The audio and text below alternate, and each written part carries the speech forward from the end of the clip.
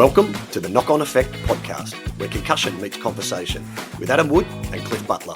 Brought to you by Safeguarding You and the Melbourne Headache and Concussion Group. Let's get into this.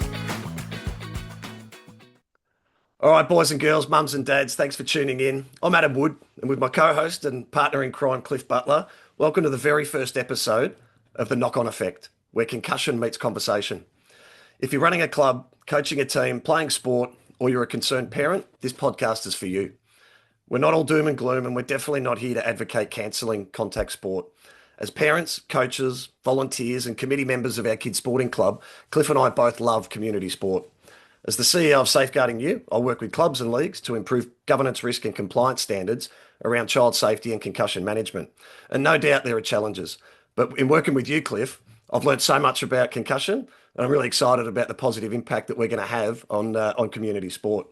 We'll deep dive into some of the burning issues and some of our plans to transform concussion management in community sport today and also over the coming episodes. But for now, mate, do you want to tell us a little bit about yourself?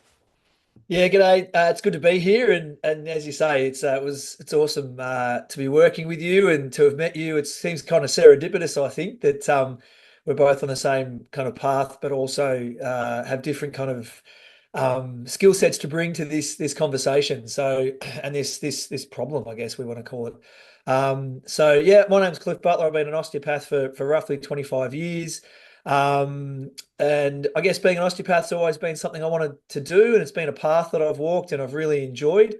But I think in 2015, I really found my purpose around what I wanted to do with being an osteopath, which was when I came across a young fella who'd had a concussion, and there was not much that we could do back in 2015 for this young man. So work as an osteopath down in Williamstown. I've got a clinic. Got some really great workers, lots of great people working with me there, from physios to osteos and myos. And I'm a dad who coaches under 16s football. My kids love playing sport. I love watching them play sport.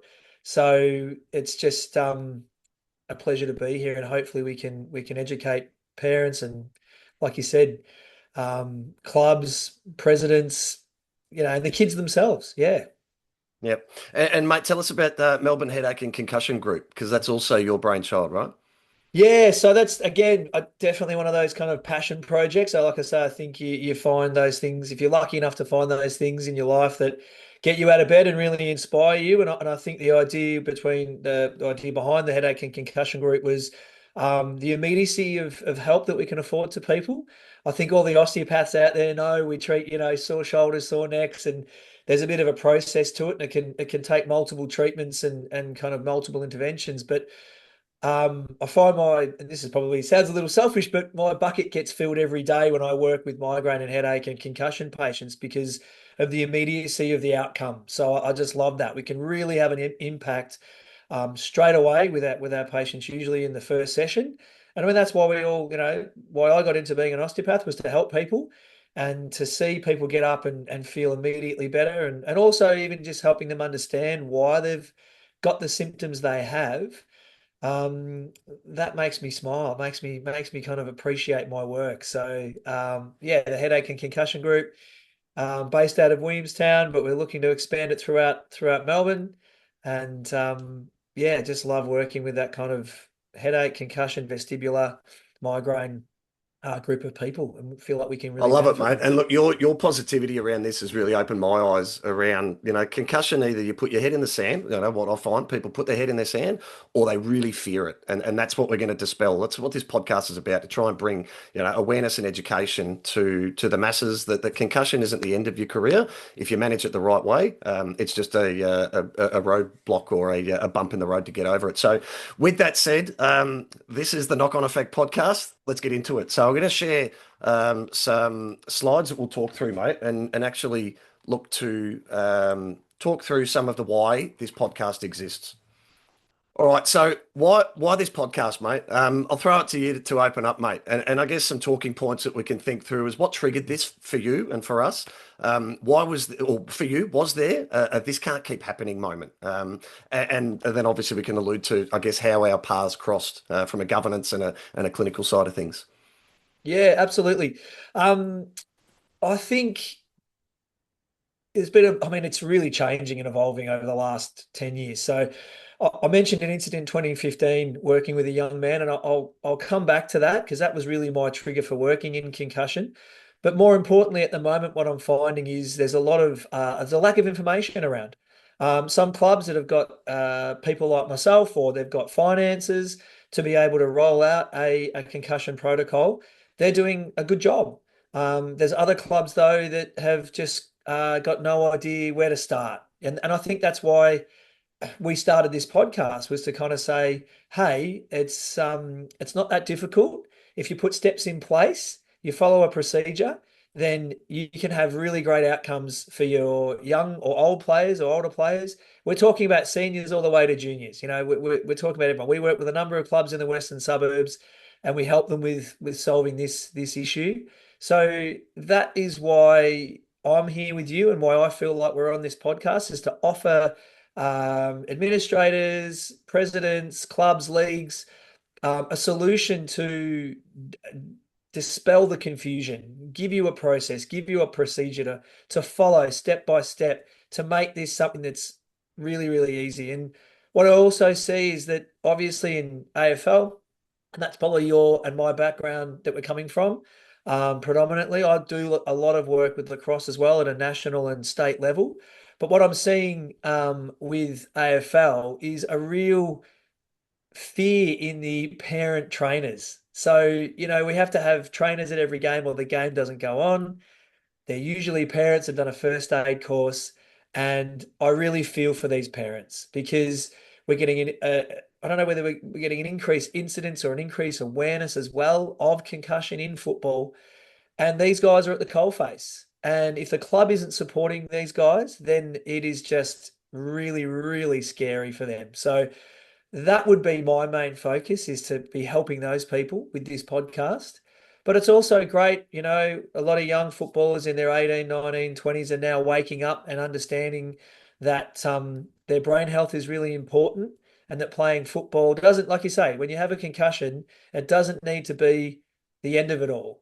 But if it's managed appropriately, then you get back to playing in a timely manner, then you mitigate the risk of further issues down the line. So, yep, recurrent concussions or concussions with a short healing time frame may actually lead to issues down the line. And so I think both of us are here to help in that space to ensure that what happens today doesn't impact people later in their life.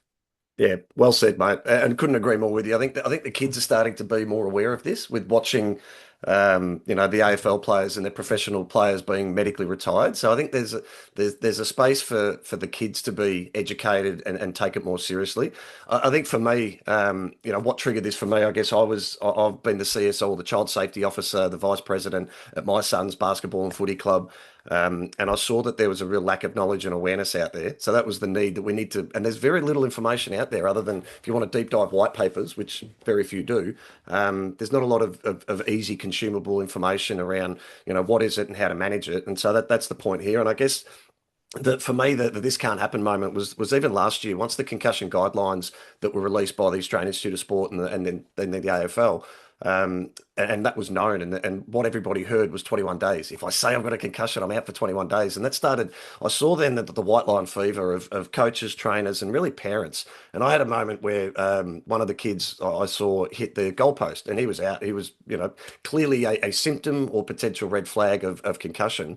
And the dad went into the first aid room, came out to us because he knew had eyes over this, and he said, "No, we've self-assessed. It wasn't a concussion. It was more like a whiplash." And so, no, he's fine. It's not concussion. And I realised then that we need to do something. That, like, these guidelines are great, but if they're not acted on and followed on from a club level, from a team level, from a coach and a trainer, then it's all for nothing. So. And then I guess moving to the point of how do we cross paths, mate, and you can probably speak more to this, but I went to an event, was it a year, maybe 2 years ago now, through the Concussion Legacy Foundation, just to learn more about what's happening and who's around, and we got introduced there, and ever since then, mate, we've been able to get to know each other better and see that we really share a vision of how do we solve this problem of concussion management in community sport. Clearly, in professional sport, it's well managed. clearly they have the resources and the medicos, but at a community level, there's a huge gap. And so, we've worked together to try and, I guess, moving over to this slide that we're trying to work out how do we solve this problem. And there's no one silver bullet to this very clearly. There's governance layers, there's policy, there's baseline testing, there's sideline testing, there's diagnosis, then there's the return to play protocols and practices and treatment. And so coming at it from these two different angles, I guess we're trying to solve this problem at a grand level.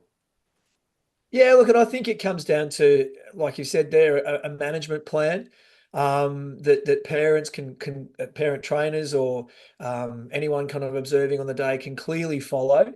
That takes a lot of the pressure and load off these people, and then it's about handing that over to an allied therapist, such as myself, who's trained in concussion. I think the one thing I didn't say at the start of this podcast was, I've invested a lot of time in studying concussion and why it happens, what it is, how to help, which I know we're going to talk about hopefully later in this podcast or in the next following podcast. But there are things we can do, and I think obviously a lot of the learning comes from overseas in Canada and America, where you've got ice hockey and NFL and stuff like that, where they seem to be ahead of the game on us here. And so if we can bring that learning into Australia, into our clubs, then I think that's a fantastic thing for our communities. Absolutely. Yep, And I yep. share the same issue with you. The underreporting. I work at work at a local club, involved as a parent. When we had 14 days stand down a couple of years ago, everyone was coming in on Monday to have an assessment done because they wanted to make sure that they were safe, and it was only going to be one game that you missed, so it was okay. Since we've moved to 21, which is the correct amount of time, and we'll discuss that obviously in this podcast in the next few minutes, but since it's gone to 21, I've seen a real change on the ground in reporting in my rooms and in my practice. I'm seeing a lot less people present on a Monday or on a Tuesday. We're seeing people wait till the Thursday when their symptoms are at their worst and they start to get worried, and then we start getting phone calls. So the phone's not ringing as much on Monday and Tuesday, Adam, as it was 2 years ago. It's definitely ringing on the Thursday and the Friday now when the symptoms kick in. So people are waiting to see if they get a delayed concussion or if they get the symptoms. And this is really worrying, and it's something that I think the clubs need to work on, and we're happy to work on with the clubs. So that's the Yep. solution. Yeah. Yeah, well played, mate. And yeah, we can't wait to get into our a couple of slides here. So let's jump to it, mate. So why concussion and why now? What's changed in community sport? I think we are seeing, like you say, there is awareness, not enough, but there is more awareness from parents on the sideline. I saw it even last weekend that you have parents stepping up and going, "That looked like concussion. Why aren't they being at least assessed or taken off the ground?" So you're starting to see that. Do you want to speak a little bit, mate, that as this slide shows that the Australian Institute of Sport and Sports Medicine in Australia released last year their concussion guidelines for community sport. The AFL did so as well. Do you want to speak a little bit to the grounds, the guidelines, and obviously the growing parent concern and what you're seeing? Look, I just think we're seeing more media about it. It's on the media a hell of a lot more. We're seeing the ramifications of multiple hits. We're seeing people with CTE take their lives, and I think it's something we can't ignore, and parents are concerned. So and right, they should be, but they don't need to be. There's things we can do to help with this circumstance here. If it's done correctly, then it's safe. And like I think what we need to say, and I might be jumping the gun here a bit, Adam, is we're not trying to change the game. We love AFL. We love it as it is, right? There are some things we can change, probably more at a junior level with sling tackling and things like that, teaching kids how to tackle properly, teaching kids how to approach the ball properly. And definitely as a coach of under 14s and under 16s, the first thing I coach is how to win a ball at a contest without your head over it. Everyone says put your head over the ball. So kids think they got to go in head first. It's like saying keep your eyes on the ball, keep your head down in golf. It's not necessarily a good cue. So the first thing we do is we teach kids how to approach a footy in a contest. Mm. The second thing we do is we teach kids how to tackle appropriately. If you grabbed a jumper in the under 14s when you played and I was a coach, you actually came and sat on the bench because that's not how we tackle because it's unsafe. So, we've gone and spoken to umpiring groups, and we did do a bit of a trial study a couple of years ago where we went and spoke to the umpires, and there was like a 70% reduction in concussions like a week or two later because that sling tackles just got completely ruled out of the game. Mhm. So tackling in junior football is a massive, massive issue. And I don't know, again, how long we got. We can talk about COVID. Did kids miss 2 years of football during COVID, and they've come back and now they don't know how to tackle, don't know how to use their bodies. Um, are grounds harder? I mean, a lot of councils have spent millions of dollars on these grounds, and they're elite, mint, beautiful decks. They're fantastic playing fields, but they're hard. It's July, and we've still got grounds that are as hard as that. So you hit your head on that because there's a sling tackle, and of course you're going to get a concussion. Put into the fact that you've then got kids whose heads are actually kind of out of proportion with their bodies until they actually mature, and you've got this massive fulcrum going bang onto the ground as they get slung around. So yeah, grounds are harder. Are kids getting taught to tackle properly? I think kids are moving faster. So I watch my son play in the under 16s, and I don't remember football being that fast and that hot. It is fast. It is hot. They are running quick. So there's greater impacts. I think things are changing, and the grounds when I used to play and probably when you used to play, like I remember running through, mud and stagnant water and, like it was a slower game. It wasn't as quick as it is now. When you hit your head on the ground, it didn't hurt as much. And I don't think it was as conducive to concussion. Yep. Um, but I think mainly, mate, to circle back, we're hearing it in the media a lot more.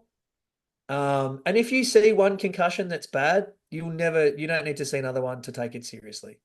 Yep. Yep. Yeah. Well played, mate. Well played. And yeah, and we'll break all of this down in much greater detail as the episodes continue, because this is, as we said, mate, this is not a one and done episode or podcast. This is something we're going to go dive deeper into all the different issues, the return to play protocols. We're going to be interviewing special guests, and so we'll try and keep this one light and short enough to capture everybody's attention. So we'll jump on to why is everyone suddenly talking about duty of care? I can speak of that from a You can, yeah, governance, that's risk, and probably you, compliance mate. Yeah, perspective. yep. I guess one of the headlines that came out of last year is that law firms are now suing clubs for mishandling concussion. That's one big reason, right? And you've got the carrot and the stick approach, and the carrot should be that we want to put our kids and our players' health and well-being at the forefront, but also now there's the reality, not the potential that a lawsuit might hit your club. And so duty of care is an official term, but it's also it says what it means, right? We should be providing a duty of care as the responsible persons, officials, game day, coaches, trainers, TMs, and whatnot, to really prioritise the kids' safety or our players' safety, because this isn't just for junior sport. Obviously, you and I are more involved in that at the moment, but this is clearly a senior sport issue as well. So this is something we'll pull apart in a lot more detail later on. But anything on the duty of care, mate, from you? Yeah, look, it is pretty scary. And I've actually I've seen, these lawsuits starting to evolve.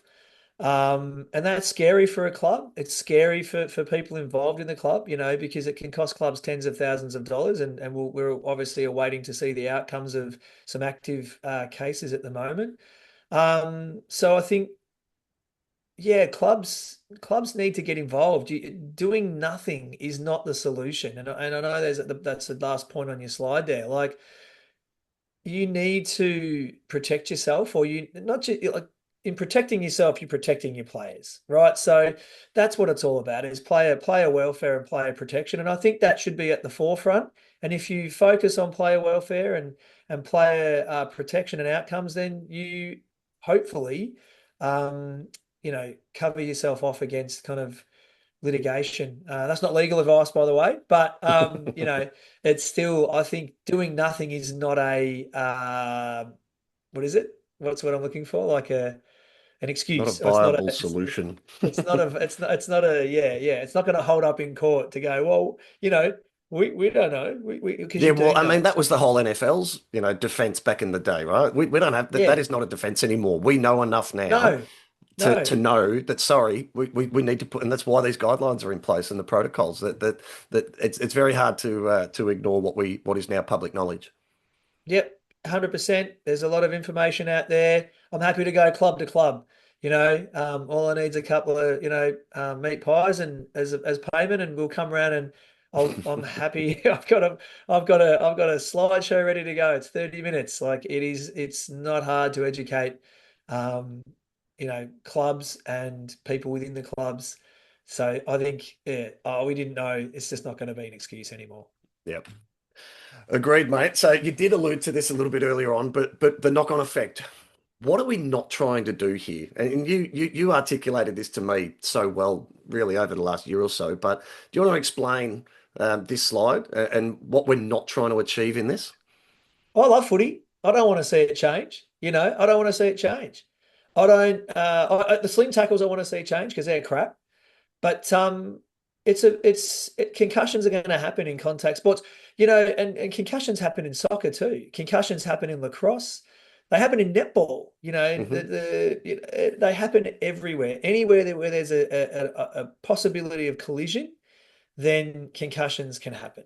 So what we're not trying to do here is change the game. Don't get me wrong. I think we can coach the game better so that we minimize the risk of concussions. Like I said before, teaching kids how to approach the football in a stoppage, teaching kids how to tackle, teaching kids how to bump. I think those are all really, really important um, aspects to coaching.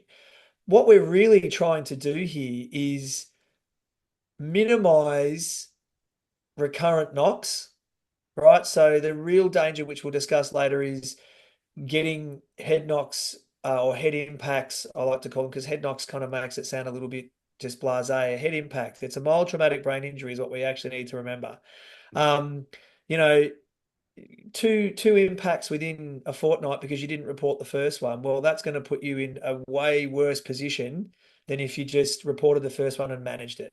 So we're not trying to shut it down. We're just trying to educate people that if you manage it well, you can come back to playing, and that you then mitigate the risk of longer term impacts in your life.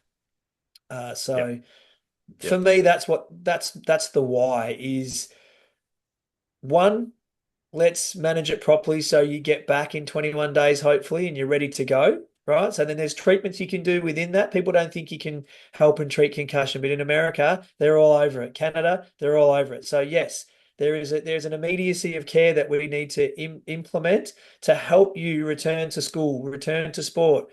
And then hopefully it only means it's 21 days of symptoms and not 8 months, right? So what we're trying to do here is we're trying to minimize the likelihood of persistent post-concussion symptoms because they're terrible and they can go on for months and years, right? So early intervention is really pivotal to that. So and early education is really pivotal and can make big differences in your prognosis. So that's what we're trying to do there is educate clubs. Hey, send your player to an allied therapist that's trained in concussion and get them seen to, get them on the treatment kind of program, and then hopefully they're returning in 21 days. So I guess that's the first thing we're trying to do. We're also trying to minimize underreporting. So don't not report a knock and then get another one because if you get, as I said, I've probably rambled about this here a little bit. Sorry, Adam, but if you get two No, no, knocks no, within mate. two, Not if at you all. get two knocks within 2 weeks, and then another one in 3 weeks down the road or 2 months or whatever, and you're getting all of these recurrent head knocks without appropriate healing timeframes, then yeah, you do increase the likelihood that you may develop CTE down the line. Yep. Yep. Well, mate, we're going to come back to that in a little in the next slide. But for now, who are we talking about here, right? And we've sort of covered, I think, in some ways. But we're talking about concerned parents, and I know sits at the forefront of your mind, mate. Players, adults, and kids. We're talking about club committees, and that's the child safety officer. I wonder how many clubs actually have a concussion officer. right? And Mm. officially appointed one. Many have trainers, many have head trainers, but I wonder if most have concussion officers. I would suggest at this point probably not. Coaches are the ones that obviously have that white line fever, and they don't want to see their best player or their worst player taken off the field for bench rotations and that. So we really need to understand and educate to coaches the significance of this, even in a heightened moment on a final. The 21 days should be out the window. That should be a second consideration to the primary consideration that the players' welfare and health and well-being is paramount. Volunteers, so every other committee member that might be venue managing or might be helping on game days, they play a role in spotting this and encouraging it. And obviously leagues, SSOs or state sporting organisations and national sporting organisations. We see from the NSOs, the AFL, Rugby League, Rugby Australia, they all have very strong practices and protocols and medical interventions around concussion. But you don't see that as much played out through the SSOs and particularly through the local leagues. And that's where I play and yourself, mate. We play a role in trying to help educate those. Anyone else that you see that we might have missed on that list, mate? Well, I just think I'd like to highlight the players. I think I've noticed in my practice a massive shift towards um, a conservative approach from players. So they're the ones that probably need to drive this. And what I'm talking about is, I've got examples of 18, 19, 20, 21-year-old males, mostly in the lacrosse fraternity that I've dealt with recently, that actually don't want to rush back. Like I get white line fever. If you come and see me and you want me to tape your hamstring back together, Ethan Buchanan, I'm talking about you, then I'll do that, mate. Like I'll put you back together and I love it. If you can get back on and give us 70% in a grand final, oh, it's great. That's what it's all about. That's what sports training is about. But what I think we need to be careful of here is, yeah, like you said, in that grand final and we heard the story from the Collingwood, who was the guy, what's his name, Murphy, Yeah, at Nathan the lunch Murphy. that Nathan Murphy, the lunch we were at, the free lunch we love going to. Like that's great. That's what we've got in common. We love free lunches.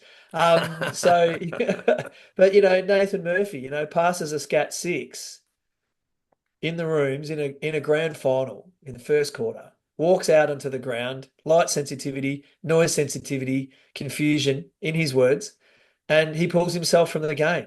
So players need to, I think, take more accountability here. That's their brain that needs to be protected and pushed back. And I've seen that recently with a couple of lacrosse players that just went, actually, you know what? I've got mild symptoms, but um, no, like I'm not going to go on it. And then they'll push back to the coach and they'll push back to the club committee and the volunteers and just go, nah, I'm not going back on. So I think that's really where I think the biggest change is going to happen. Yeah, great observation, mate. I think that also highlights where I'm saying that the kids, certainly in junior footy and junior sport, are more open and aware to this because now they've got players that they can relate to. You talk about Nathan Murphy, Paddy McCartan, Brayshaw. There's some names here that kids relate to, and you can just explain to them they've been medically retired because of repeated concussions. They can get it. And so I think this is why, yes, 100% players take responsibility and accountability, but we need this ecosystem of responsible people playing a role because often you'll need to save the player from themselves that'll just want to get back out there and may not be mature enough or aware enough Yeah. to be able to sit themselves out. So, mate, I'm very keen to get onto this slide because you touched on it a bit, and I'm also mindful of time. We had a coffee, and on a napkin, I think you drew something like this out, and it hit me like a ton of bricks, mate. It helped me understand, what we call the concussion energy timeline. And can you, for those who can't see and those who might be listening, do you want to walk us through this? Because we print this up, we put it in the club rooms and the training rooms for everybody to see because it just spells it out so clearly about the risk of why you need to take immediate action and not return to play too early. Yeah, so this is a nice one, and you'll find this, in various places on the internet as well. But to simplify this for everyone, basically, and I think it's important that we understand what happens during a concussion to your brain. I think the biggest part and wave your hand at me if you need me to stop talking, mate, because I love this stuff, so I'll go on all day about it. But I'll give you a little signal, little wink. But this is a lot of the education that we do within the first consult that makes people feel a lot better. So, and I know we're going to go through the acute management in other podcasts, but I think briefly touching on, once you've cleared those red flags and those things that are kind of like serious, because the main thing we're talking about here on a game day is brain bleeds, right? So we want to make sure that we're not getting, serious injuries within the cranial cavity. So obviously there's a screening tool for that we would do on the game day. But moving on from that and coming to see me on Monday, um, concussions caused by an acceleration and deceleration of the brain, right, within the skull. So it's not about the brain hitting the side of the skull and the brain's bruised and all that. That's not the case. You're getting shearing of the grey and white matter. They're different densities. In the grey matter, you've got the cell kind of bodies. And in the white matter, you've got the axons covered in myelin, which is a fat, which is why it's white. They conduct the impulses between neurons, right? So that's what's kind of how our brain communicates.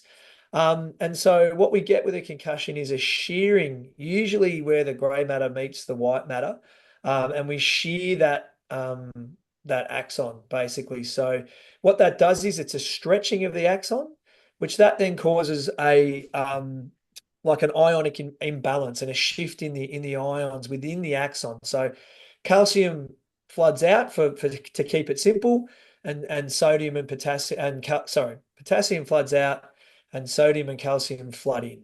So that creates a depolarization within your axon and within your neuron, and it fires, right? So all of a sudden, you've got the majority of the neurons within your brain firing, right? So you get hit, boom, shearing, a depolarization of your neurons due to an ionic shift, and whammo, it's like fireworks in your brain. So that happens kind of minutes to hours, maybe. So, and the symptoms you're going to see with that are that kind of loss of consciousness, that blank, vacant stare, vomiting, confusion, inability to answer questions. So this is where we sit with the player and we ask them the questions. And most trainers, we're going to do a CRT6, a concussion recognition tool, and it's the sixth installment. And you'd ask all these questions and you'd observe for these things as well. And so what happens there is you're then using a lot of energy basically at that point in time. And at this point in time as well, what we get is when you have a concussion, we get a reflex decrease in blood flow going to the brain. Keep that in mind. So that's minutes to hours, right? The second phase that then starts kind of, minutes to hours after and continues is we then get calcium flooding into our neurons. And what happens with that is calcium has this really strong affinity for the mitochondria. So calcium go in, they gum up the mitochondria. The mitochondria are our little powerhouses that produce our energy. And they use a really efficient way of producing energy. They use ATP, so it produces heaps of energy for our brain. And obviously we need a lot because the brain's using a ton of energy. And so what happens then is we stop producing energy or we limit the amount of energy that we can produce efficiently within our brain. So then we start using less efficient forms of energy production, and they create oxidative stress within the brain as well. So all of a sudden now we've got a lack of energy production going on. We've got a lack of blood flow, so a lack of glucose and other nutrients going into the brain. And at this point in time, our brain goes, hold on, we've got to get potassium back in and the calcium and sodium out. So they fire up these pumps that basically pump the ions against the ionic gradient. And what does that require? Give it to me, Adam. Requires energy, right? So we've got an energy, we're not producing enough energy.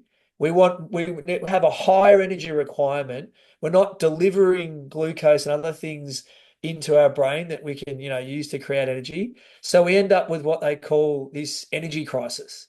And that's what the majority of concussion symptoms are created by. So you'll see, if you can see this chart, we get the immediate hit, the shower storm of kind of activity in the brain, and then we get this energy depletion because the brain's trying to pump all this, potassium back into the neuron and the calcium and sodium out. So at around 5 days, And this is the main studies are in mice, but we do have some studies in humans that indicate this as well, that around about 5 days is when you're probably at your most energy depleted. So that's when you're going to have most of your symptoms. And these symptoms now change a little bit from the previous ones, and they're going to be more of your fatigue, emotional. You're going to be a bit emotional. You might have light sensitivity, sound sensitivity, and those kind of, yeah, forgetful issues with concentration, etc. So they start to happen now because the brain's focused on healing itself and not the activities of daily life. All the old people out there that used to use Windows, this is a little bit like Windows safe mode. Yeah. Like, so your screen's grey and the processor's running, but you haven't got the colors and the pictures going too well. Um, Around 10 to 14 days, we'll see that our symptoms improve. So we're on the mend, right? We're creating a little bit of energy. We're starting to get that ionic balance looking better. We're starting to feel better. We may be considering going to school again. Maybe we're doing half days.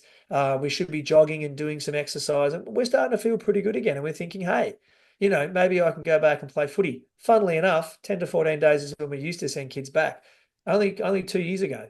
Um, and but your brain hasn't actually physiologically healed. It's still doing the work in the background. You're just feeling better. So you can see, if you can see the graph there, there's this little window time frame here from about 10 to 14 days to 21 days, and maybe even more. 21 is just a recommendation. It's the minimum. That if you get hit in there again, because you go back to sport because you're feeling good, that then you can then have a secondary concussion, which gives you deeper and more prolonged symptoms. Do this enough, and we're talking you're a risk, or you may be a risk of CTE. But also, there's a horrific case recently of what we call second impact syndrome, which is an extremely rare, and we don't want this podcast to be about fear. That's the one thing you and I agreed on, is that it's about process, it's about policy, process, outcome, and it's about helping people dispel the myths and the fear so that we can actually get more people involved in reporting and treatment and return to play. But there is something that we do need to be aware of, which is second impact syndrome, which is where you get hit within close succession. So within a week, so Saturday you get hit, you don't tell mum or dad or your trainer, and then you go out again the following week and you get hit again. And that's catastrophic and results in death. So it's very rare. It has happened recently in Australia, and it's something that we really want to avoid. So that's the worst case scenario. And then there's, getting back to sport down here in terms of your scale. Yeah. Incredible, mate. Incredible. I once again I learn a lot more with the so we're going to learn about ions, axons, shearing, depolarization, neurons, iconic shift, decreasing. I mean, mate, you can see why this is complicated to many people, and obviously we're going to break all this down in much greater detail and simplify it for a lot of people. But that was such Yeah. a brilliant breakdown, mate. And I think anybody who doesn't quite get it needs to listen to that 5, 6, 7 minutes to be able to understand what's I happening with think the you could, and concussion. I think you could summarize it too, and just be like, yeah, you've got things, your brain's healing in the first kind of, your brain's healing for 21 days minimum. And, but you're going to be symptomatic in the first kind of 10 to 14 days because it is doing its thing. It is trying to, work to establish, physiological norms within the brain. And then, from 10 to 14 days onwards, you're probably feeling good and getting back to normal life things. You're training with your team again. You're non-contact training, by the way, but you're back at school, you're with your peers, you're back on, doing homework, and your life's kind of, trotting along normally. But you really need that minimum 21 days before you start that contact sport. And that's again, I just reiterate, it's a minimum 21 days. And the AFL's come out, you actually need to be 14 days symptom free before you actually go back to sport as well. So within that 21 days, 14 of them need to be completely symptom free at rest and at exercise before you will be considered to return to play. But I guess we just want to, break down the kind of um, myths or a bit of a bit of the fear around what's going on with Yeah, the there's a lot of concussive stigma around process. it, mate. That's for sure. And the stigma is probably driven by a lack of understanding and knowledge about it. So like I said, mate, that was a brilliant breakdown. We'll go into more detail. We'll see if we can draw some more graphs to try and explain. That's where my mind goes to, mate. Is what you just explained. I'd love a visual to be able to see because when I see concussion, I think of the movie with Will Smith and the jar with an egg in it, shaking it around. Yeah, Like you said, that's not the thing, right? I know it's an easy way to visualize it, but I think we could do better than that, and that's something we'll definitely pull apart yeah. as we go on, mate. With time in mind, let me cut to really our outro now, right? And just to let our viewers or listeners understand what we're doing with this, and so. We're going to try and break down future episodes around the AIS or the AFL's community guidelines. You know, what is the return to play protocols and process that they are advocating for that we as clubs, clubs and leagues really need to manage. And so there'll be an episode on governance is sexy. No, really. I mean, has said nobody ever, right? I live in the governance, risk, and compliance world, and believe me, it doesn't seem sexy, but in this context, it's really where it all starts. Without that top-down governance, it's very hard to manage and monitor and oversee improvement. We're going to talk about game day chaos, so managing the moment, and we've talked a little bit about that on today, but we'll go a bit more detailed. Return to play, not return to pain. A really important part of why we take this time. When it's more than just a knock, because there are some serious cases that you've alluded to, Cliff. Can we prevent concussion? There's gadgets and gimmicks out there. There's a lot of diagnostic tools, and we're going to break down some of that in some more detail about the AI bots and mouth guards and wearables and all sorts of things. We're going to look into those in a bit more detail and see the efficacy and the value of that. And little legends, big decisions. You know, what's the difference between adults and juniors, and how do we manage juniors versus more senior players that may have occurred more frequently with? And then who does what? Responsibilities. This comes back to roles and responsibilities at club land, at league land, within teams. You know, the trainer, the TM, the coach. Who does what? The trainer's clearly got the overarching responsibility in most of these situations, unless there's a medic perhaps around. But we're going to break all this down in terms of trying to understand the return to play. We're also going to have guests. We're working on bringing in some really important, notable guests that have experienced this and can speak from their positive experience of having fought through the challenges of concussion and come through the other side. And so, just want to throw over to you, Cliff, before we wrap this up, mate. Anything else you want to share, or anything we've missed that we might want to add before we wrap it up? No, but I just can't wait to talk about helmets. So I'll get that in there. I'll go, I can't got the old lacrosse helmet going The on. green screen. Surely helmets, yeah, surely helmets work. All right. I'm really looking forward to talking about the game day chaos. I'm really all about, I think we've mentioned it 42 times. My wife does tell me that I repeat myself a lot, but I'm really into to helping parents on the sideline. So if you're a parent on the sideline, if you're a trainer down at the local club, this next episode will be for you about just step by step what to do. Gonna absolutely get you confident managing this on a game day. And I think also just talking about treatment too, like what we can do. I think on the previous slide there we had some the concussion cocktail, as we call it, where there are supplements that you can take, there are things you can do. And I think it's really important to understand what we can do from a treatment and management perspective in the early stages to minimize the impact that it has on young people's lives. I'm looking forward to talking to those 2 points. Yeah. Very good. Very good. Well, mate, thank you very much for your time. This has been awesome as our very first episode. This has been the Knock On Effect podcast with Adam Wood and Cliff Butler. If you can and you liked what you heard, smash the like button, subscribe to the channel, keep an eye or an ear out for future episodes, and we'll be back with you again real soon. Thanks for your time, mate.